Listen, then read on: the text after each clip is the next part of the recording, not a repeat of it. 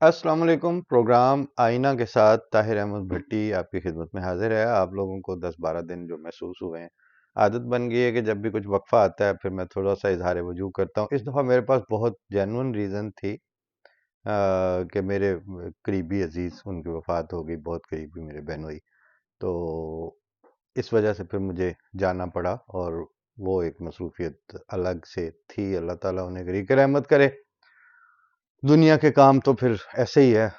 غالب نے شاید کہا تھا کہ غالب خستہ کے بغیر کون سے کام بند ہیں، تو روئیے زار زار کیا کیجیے ہائے ہائے کیوں۔ مگر یہ مصرے اور یہ لائنیں پڑھ کے انسان خود کو تسلی کا ایک بہانہ گھڑ لیتا ہے، لیکن بعض جگہ پہ وہ جو اس طرح کے اچانک چیزیں آتی ہیں وہ اپنا اثر چھوڑ کے جاتی ہیں، اور وہ رہتا ہے۔ Anyways this was after this personal note. اب آئیں واپس کے درمیان میں جو یہ جو ہم آپ سے گفتگو کرتے ہیں، یہ ظاہر ہے کہ کوئی تنخواہ دار کام تو نہیں ہوتا کہ جناب شکر ہے چھٹی لگ گئی۔ یہ تو ایک کیفیاتی معاملہ ہے کہ ایک اظہار کی مجبوری لاحق ہے، اور اس مجبوری کے تحت وہ ایک اپنی ذاتی خدا تعالیٰ کے فضل سے وہ جو مجبوری لاحق ہوتی ہے، کسی کو شعر کی، کسی کو پینٹنگ کی، کسی کو اظہار کی، گفتگو کی، ایون جو سچ مچ کے مبلغین ہوتے ہیں ان کو تبلیغ کی کیفیاتی مجبوری لاحق ہوتی ہے۔ وہ یہ عام ملا اس بات کو نہیں سمجھ سکتا، وہ وہی بندہ سمجھتا ہے کہ جس کا کہیں اس آیت سے ایک تعلق خاطر ایسا جڑتا ہے کہ جس میں اللہ تعالیٰ نے فرمایا ہے کہ تو جو تمہیں بتایا گیا ہے وہ جا کے آگے پہنچا۔ تو اس طرح کے اپنے اپنے مسائل ہیں۔ سائنسدان کو اپنی مجبوری لاحق ہوتی ہے، اور آخر پہ جا کے وہ عطر نفیس نے کہا کہ اپنے ہی عشق کے مارے ہوئے کچھ لوگ تھے وہ، کس نے سلجھائے تیری زلف کے خم تیرے لیے۔ تو لہٰذا کوئی کسی کے لیے نہیں کچھ کر رہا ہوتا، سارے اپنے اپنے لیے کر رہے ہوتے ہیں۔ تو چونکہ میرا بھی یہ جو معاملہ ہے وہ by the end of the day یا آخری تجزیے میں وہ میری ذاتی مجبوری لاحق ہوتی ہے، تو اس لیے اس کے لیے بیماری، فوتگی، شادی، خوشی، غمی، اس دورانیے میں بھی ذہن کا وہ جو سلسلہ ہے اس کو چیزوں کو دیکھنا، اور اس کے مطابق کیا بات بن رہی ہے، کیا ہو رہا ہے، کیا نہیں ہو رہا، کیوں نہیں ہو رہا، اور جو ہو رہا ہے وہ کب تک ہونا ہے، یہ سارے مسائل ساتھ ساتھ چلتے رہتے ہیں۔ وہ پھر میں اپنے ذہنی نشان لگا لگا کے رکھتا رہتا ہوں کہ اچھا یہ بات ہو جائے گی، یہ بات ہو جائے گی، یہ بات ہو جائے گی۔ جہاں پہ وہ سوئی رکی ہوئی تھی نا، جہاں سے بات اصل میں نے کرنی تھی آج سے 15 دن پہلے، وہ یہ تھی کہ آپ لوگوں نے نوٹ کیا کہ جب مرید کے پہ کریک ڈاؤن ہوتا ہے مولویوں کے اوپر، یعنی تحریک لبیک کے اوپر، اس دن سے لے کے آج کے دن تک جب میں بات کر رہا ہوں، یہ والا دورانیہ اس کو آپ کریک ڈاؤن سے پچھلے چند مہینوں کے ساتھ کمپیئر کر کے دیکھیں تو آپ کو پتا چلے گا کہ کریک ڈاؤن سے پہلے ہر ہفتے کہیں نہ کہیں احمدیوں کی مسجدوں کے منارے توڑے جا رہے تھے۔ ہر ہفتے کسی نہ کسی احمدی کو پکڑ کے گھسیٹا مارا جا رہا ہے، کچھ کیا جا رہا ہے ٹارگٹ کے لیے، اور جو بھی اس طرح کیا ہے، پلس وہ جو ایک خاص طرح کی ہیٹ سپیچ ہے اور ہیٹ کیمپین ہے وہ ایک تسلسل کے ساتھ جاری ہے۔ اب اس سے بھی ذرا کوئی چند سال پیچھے جائیں تو میں نے جب انہوں نے ایک آپریشن لانچ کیا تھا سوات والا، پہلا، اس کو غالباً ضرب عضب کہتے تھے، تو اس میں نے اس دورانیے میں یہ کہا تھا کہ جس وقت آپ کو یہ پتا چلا کہ یہ ڈائن، گڈ طالبان بیڈ طالبان بعد میں اصطلاح بنی، اور اب اپنا D G I S P R general Ahmed Sharif Chaudhry صاحب یہ کہتے ہیں کہ there is no category of terrorist, no good terrorist or bad terrorist. Only one kind of terrorist is a good terrorist, who is actually the dead terrorist. آپ کہتے ہیں مرا ہوا ٹیررسٹ ہی ہے جو اچھا ہوتا ہے، لیکن یہاں تک آنے میں کتنا ٹائم لگایا آپ لوگوں نے؟ آپ کے پہلے ضرب عضب کے دنوں میں نے یہ آرٹیکل لکھا تھا، اور اس میں ایک بات آئی تھی کہ احمدیوں کی خاطر تو آپ کبھی گلی کا کتا بھی نہ ماریں. اتنے میسو جو قتل عام ہے لڑائی کا، رد الفساد کا، اس طرح کا، یہ آپ ہماری خاطر نہیں کرتے، کبھی بھی نہیں کرتے. آپ کو جب یہ پتا چلا کہ یہ ڈائن جو طالبان والی ڈائن تھی، اس نے اب اپنے بچے کھانے شروع کر دیے، اور بچے بھی ان معنوں میں کھانے شروع کیے ہیں. بچے اگر وہ ڈی جی خان کے کچے کے علاقے میں بچے کھائے جا رہے ہیں، داجل کے بچے کھائے جا رہے ہیں، وہاں نرسریاں بنی ہوئی تھی نا اس طرح کی بھرتیاں کرنے کی. جس ایس ایس پی کو ٹاسک ملا تھا کہ وہ نرسریاں ڈسمنٹل کرنی ہیں، وہ ہمارا دوست تھا، اب بھی وہ سرونگ افسر ہے، اور میرے ساتھ پرائیویٹ سیٹنگ میں یہ کہہ کے گیا تھا کہ میں کہ پھر ہے نہیں کتاباں ترے چار پڑھ لے، جب آپ نے ان سے ڈائلاگ کرنا ہے تو یہ ہیں باتیں. اور جہاد کے لیے بھی وہ جن کو جہاد کا حکم دینے کا کسی نہ کسی سطح پہ اختیار دیا گیا ہے، اس کو ریاست کی لیڈرشپ کی سطح پہ لے جائیں، یا وہ جو اذن للذین یقاتلون بانہم ظلموا کے تحت لے جائیں. لیکن اذن کا جو ہے نا کہ اذن دیا جانا، صاحب اذن ہونا، یہ اس کی پہلی شرط تھی قتال والے جہاد کی. لیکن کون پوچھتا تھا جب ہم کہتے تھے؟ ہم تو اس وقت تھے منکر جہاد،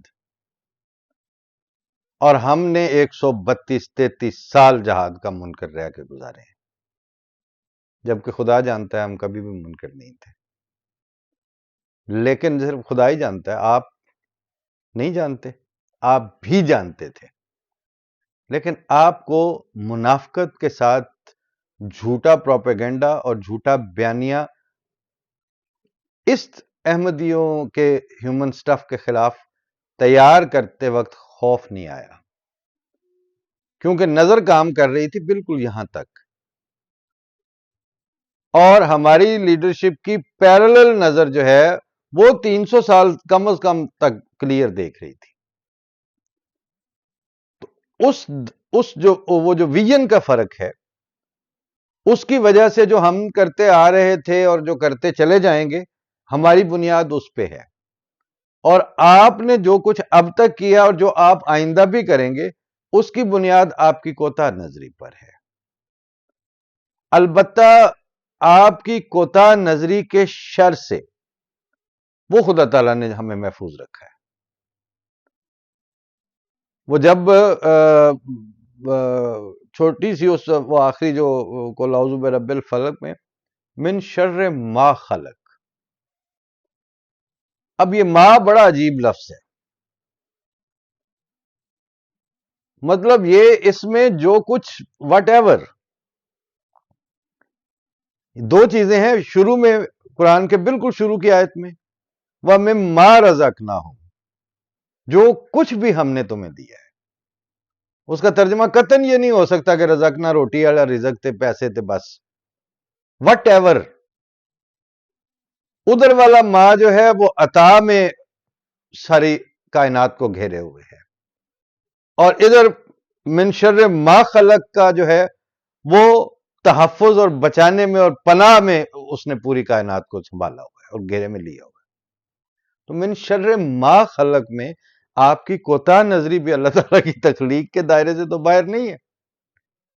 آپ نے اپنی کوتاہ نظری سے جو ظلم کرنے تھے اور ہونے دینے تھے، اللہ تعالیٰ نے اس کے شر سے بھی ہمیں محفوظ رکھا ہے، اور ہم اس پہ اللہ تعالیٰ کے شکر گزار ہیں. لیکن حقیقت حال یہی ہے کہ اس کریک ڈاؤن کے بعد جو مرید کے میں آپ نے کیا ہے، اس کے بعد اچانک کیوں رک گئے؟ یہ اس میں اچانک ہی مطلب ایک خاطر خواہ کمی آئی ہے، اور وہ خاطر خواہ کمی ہمارے لیے نہیں آئی. وہ خاطر خواہ کمی آپ ٹوٹیلٹی میں دیکھیں تو آپ کو مسجدوں میں بھی ان کو ٹارگٹ کر کے مارنا پڑا، آپ کو سڑکوں پر بھی ان کو مارنا پڑا، اور آپ کو ان کے بیانیے کی جئی تئی پھیرنی پڑی اس کی. اور وہ کبھی کبھی وہ بعض معصوم سے طبیعت کے لوگ پوچھتے ہیں وہ دوویں بھرا کتھے نے. یار مینوں کی پتہ ہے وہ کتھے نے, لیکن مینوں اتنا پتہ ہے کہ وہ دوویں بھرا میٹر نہیں سن کردے, وہ نان اینٹی تھے, وہ مٹی کے مدو گھڑ کے ہمارے سر پہ بٹھائے گئے تھے. جنہ گھڑے نے وہ نہ واپس اتنے پا کے مداری نے اپنے چوڑے چ پا لے نے, بس جیوندے نے مر گئے نے, وہ کائنات وہ مطلب کی یعنی وہ کی سن جڑے ہون نہیں نے. میں منیر نیازی غالباً انہی کا ہے کہ میں روز ادھر سے گزرتا ہوں دیکھتا ہے کون, میں جب ادھر سے نہ گزروں گا کون دیکھے گا. تو یہ اسی پروفائل کے تھے وہ, اور اس کا جو امپیکٹ آیا ہے وہ اگر تھوڑا تھوڑا کر کے بھی سمجھنے کی کوشش کی جائے تو کم از کم اس طرف ضرور آیا ہے کہ جو بنیاد یعنی جس کے اوپر پاؤں رکھ کے کھڑا ہونا تھا پاکستانی سوسائٹی نے, وہ اکنامک سٹیبلٹی ہے. کیونکہ آپ کے ایٹم بم کی تو اتنی حیثیت ہے کہ باہر جو چوکی دار گھر کے کھڑا ہے اس کے ہاتھ میں وہ ایٹم والا میزائل ہے, اتنا مضبوط چوکی دار ہے. لیکن اگر اندر جو گھر کا مکین ہے اس کو اگر ڈائریا یا ہیضہ ہو گئے, اس سے مر جائے تو, بھوک نہ مر جائے تو, وہ ایٹم جو ہے وہ جیتے جاگتے وائبرنٹ اور انڈیپینڈنٹ گروئنگ سوسائٹی کی حفاظت کرتا ہے. اس کے لیے وہ ایک ڈیٹررنٹ ہے اس زمانے کی دنیا میں. ویسے تو دنیا کی تباہی کے لیے صرف یہ تھاٹ کافی ہے کہ میس ڈسٹرکشن کے جو ہتھیار ہیں وہ آپ کی بقا کی ضمانت ہے. میر کیا سادہ ہیں کہ بیمار ہوئے جس کے سبب اسی عطار کے لونڈے سے دوا لیتے ہیں. یعنی جس چیز کا نام ہی میس ڈسٹرکشن ہے وہ بقا کی ضمانت ہے. حد ہو گئی ہے. یہ تو اس وقت کا انٹیلیجنشیا جو ہے اس کو کیچڑ میں بھگو کے جوتے پڑیں گے آئندہ کے ہسٹورین سے کہ تم تھے کون, کیا چیز تھے آپ لوگ. لیکن خیر وہاں تک تو آج اس طرح کے جو پروگرام ہیں ان کی گفتگو کی جو پہنچ ہے وہ جو عام آڈینس ہے اس کے نزدیک وہ آج سے 100 سال بعد والے یا 50 سال بعد والے ہسٹورین کے پرسپیکٹیو کو لے کے بات کریں گے تو انہوں نے یہی کہنا ہے کہ گل شروع ہو گئی. لیکن گل تو جی سننی جی تو اے ہی جی سننے والی کہ آپ اس بدبختی کے, انسانیت بدبختی کے اس دور میں اس وقت زندہ ہے جس وقت میس ڈسٹرکشن کو بقا کی ضمانت سمجھا جائے. ڈیٹرنٹ کا کیا مطلب ہے؟ جو اس وقت کے تھنک ٹینکس ہیں میں نے ادھر دیکھے تھے اس وقت بڑا عجیب لگتا تھا. یعنی ہم نے تو صرف وہ پیٹرول کے ٹینک ہی سنے ہوئے تھے نا, یا واٹر ٹینک. یہ تھنک ٹینک جو ہیں یہ تو اب ظاہر ہے بالکل ابھی کی اصطلاح ہے. 50 سال پہلے کا یا 100 سال پہلے کا یا اس سے پہلے کی جو منارکیز گزری ہیں ان کی جو ڈاکومنٹڈ ہسٹری ہے پولیٹیکل سائنسز کی بھی, عمرانیات کی, اس میں تھنک ٹینک نام کی کسی بلا کا چڑیا کا کوئی ذکر نہیں ملتا. یہ اب American universities, institution, professors, politicians اور ان لوگوں کے سچ مچ کے ایول نیکسس نے یہ اصطلاح گھڑ کے ہمارے متھے ماری ہے انسانیت کے. اور اس تھنک ٹینک جو ہے وہ پھر اصطلاحیں گھڑ کے دیتا ہے. یہ ڈیٹرنٹ تھنک ٹینک سے چھن کے آئی ہے. تو ڈیٹرنٹ کہہ کے اس جو انتہائی لیتھل جو ہتھیار ہیں, یہ تو ابھی صرف ایٹم بم کی بات ہو رہی ہے. ابھی جو بایولوجیکل وارفیئر میں جو جس حد تک یہ گند کر چکے ہیں, کیمیکل وارفیئر میں جس حد تک لے جا چکے ہیں بات کو, آج اب اس کو ٹیکنالوجیکل وارفیئر میں وہ آئی ٹی کی اور اس کی اصطلاح میں جو بات کرتے ہیں ہیکنگ کی, اور آئی ٹی کی اور آرٹیفیشل انٹیلیجنس کی، بندہ تو بندہ رہن ہی نہیں دیتا. جو ان گیجٹس پہ آ کے انسانیت جب لٹک گئی ہے، بندے تو رہے ہی نا. لیکن بہرحال اللہ کی مرضی ہے، اسی زمانے میں زندہ ہے، اسی زمانے کا کیا دھرا بھگتنا پڑے گا. اور اس زمانے میں اگر یہ من شر ما خلق والی بات نہ ہوتی تو مر جانے والی بات ہی تھی، زندہ رہنے والی بات ہی کوئی نہیں تھی، کوئی سینس ہی نہیں بنتی.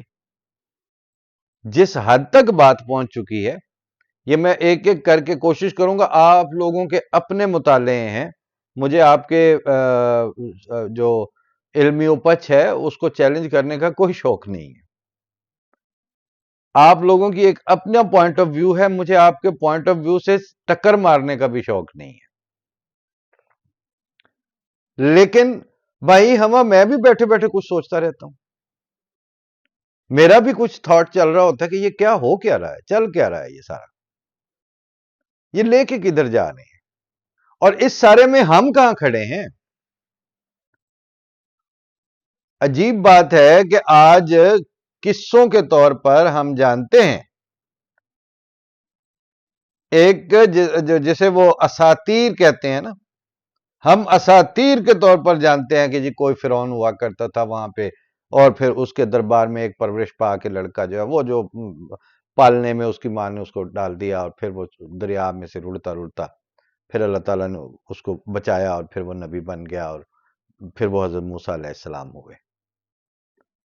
اور پھر ان کے لیے وہ جو ہے وہ کوہ طور پہ خدا تعالیٰ نے جلوے دکھائے، اور پھر ان کے لیے دریا کو پھاڑ دیا. تو یہ ساری کہانی ہم مطلب ظاہر ہے کہ 3,500 سال کا وقفہ ہے، ہم تو اس کے گواہ نہیں.